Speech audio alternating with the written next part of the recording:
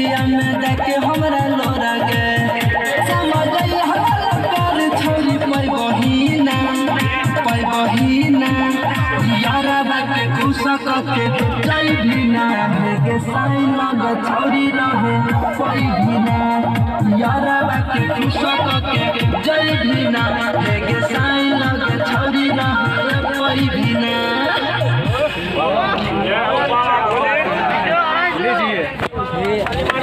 ये जो भी हो रहा था बकवास